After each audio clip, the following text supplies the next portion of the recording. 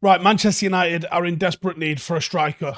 All right, yeah, what else have you got, Steve? That's hot off the press like that.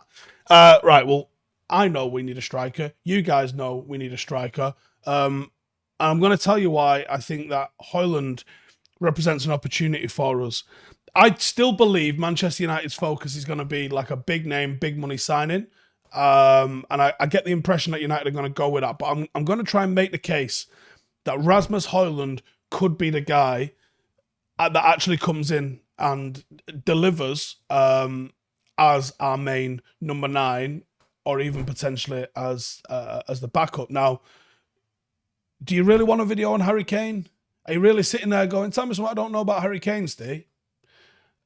Are you really doing the same thing for Victor Osimhen? Maybe there's less people that are as aware of Osimhen as they are Kane. I think that's fairly natural for Manchester United fans. But Højlund, I think that there's one that we can actually talk about here. And there's many more. There's Muani, there's Vlahovic, there's Thuram.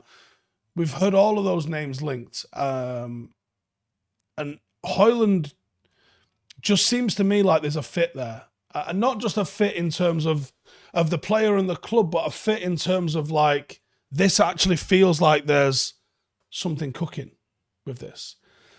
Now, according to Laurie, United have held detailed talks over potential deals for both Højlund and Muani. Like it. And out of the two, Højlund is seen as the likelier to join United at this stage. That's according to Laurie. According to the Evening News, it's saying Højlund's been identified as an attainable target. His agency also represents Ten Hag. That one, I genuinely believe, is huge and something that I don't think people are paying anywhere near enough attention to, because when you share an agency, these conversations are very, very, very, very, very fluid and things can get sorted out with an immediacy. So I would definitely keep an eye on that one. And he says the same thing. Højlund and Muani are both being monitored by United. Both of their clubs failed to qualify for the Champions League, and that should mean a smoother extraction for potential buyers. Apparently, Ten Hag has had video calls with Højlund. So when you say, is something cooking? Yeah, I think something's cooking. Now, he's young and he's big, and he put up some seriously good numbers in Serie A, and he is a United fan. He's on record saying he's a United fan. There was a quote out from him today saying it would be massive or very, very big. And according to Whitwell, Ten Hag wants to sign two strikers, a more experienced one and a younger one. Well, what have we got here, lads? This is the younger one, in my opinion. Surely. He can't be the experienced one. Now, if you get him, and you get him for a good price. Now, a good price for me might be not be a good price for you, and vice versa. But if you can get him for a good price, and you could bring in somebody like a Harry Kane at not a mental price, you could be on fire next season with these two. So, who is he? And why does Erik Ten Hag want him? So, he plays for Atalanta in Serie A. He's also part of the Danish national team, and he began his career with Copenhagen back in 2020.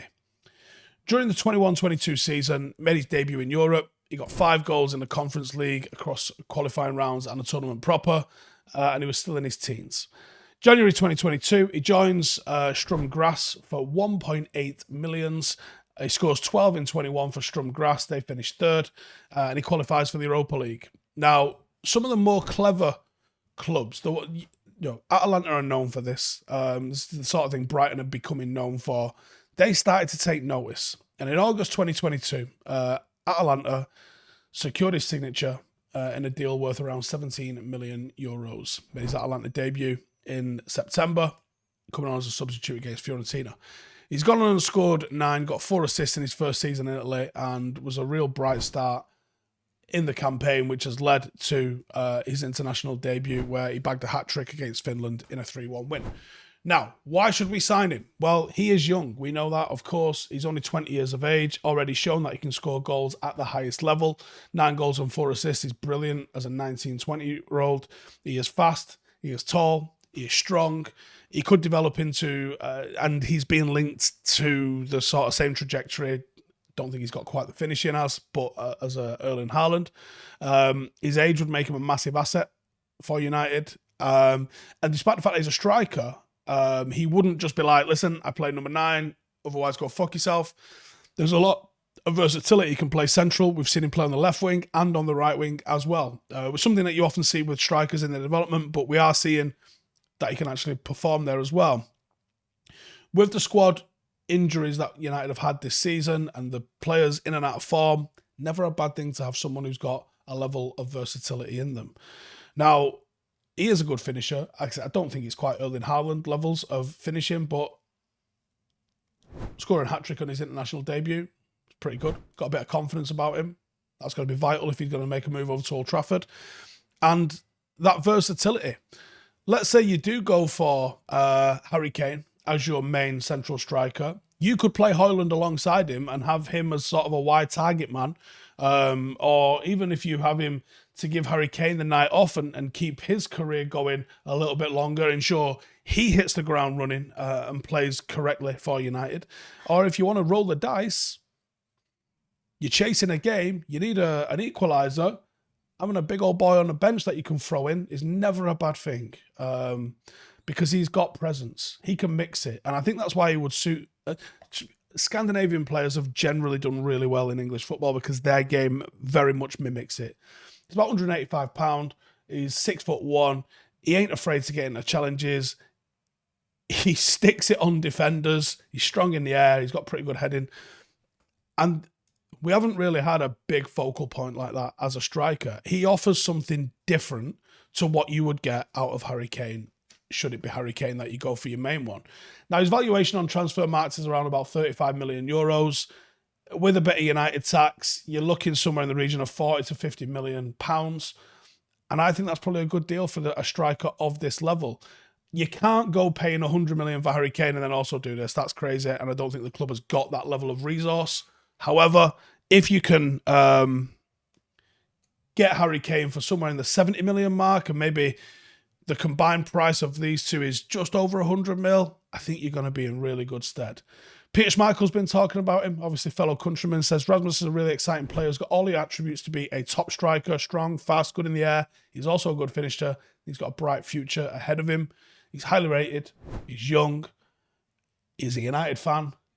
I think that United should take a real punt on him. And if it goes wrong, he'll probably still have a lot of his sell-on value because he's still going to be playing international. He's still going to be young enough to go and have a career somewhere. And I don't think you'd really lose out too much on him. Not really much of a gamble for me. Is there worries? Of course there is. Like, I don't think this is a guy that's got that genuine, he's going to be the best striker in the world, mark my words, remember the name, all that sort of stuff. I think he's very, very good. But I don't think he's quite that, oh my God, game-changing sort of geezer. He's inexperienced. He's unproven at a top club. Probably isn't ready to lead the line for Manchester United all on his own. Ten Hag is the exact manager that I think you would want to blend in with a youngster with this sort of potential. And if you're signing him alongside another number 9, there's going to be no pressure on him whatsoever. So that's what I think about Rasmus Højlund. Let me know in the comments. Are you with me? Are you feeling someone else? Let me know your thoughts. See you in the next one. Hey, thank you for watching the video. If you are new around these parts, then don't forget to subscribe. My channel is proudly supported by my community on Patreon. If you'd like to get a little bit of extra content, a Discord group, meetups, five-a-side games, weekly podcasts, behind the scenes, and even an occasional bit of transfer news as and when I get it, then for the price of a pint, you can show your appreciation for the content that we make and get some goodies for doing so as well. Check the link in the description or click the button right here. You'll also find all of my socials here too if you want to follow me on any of those platforms. Nice one.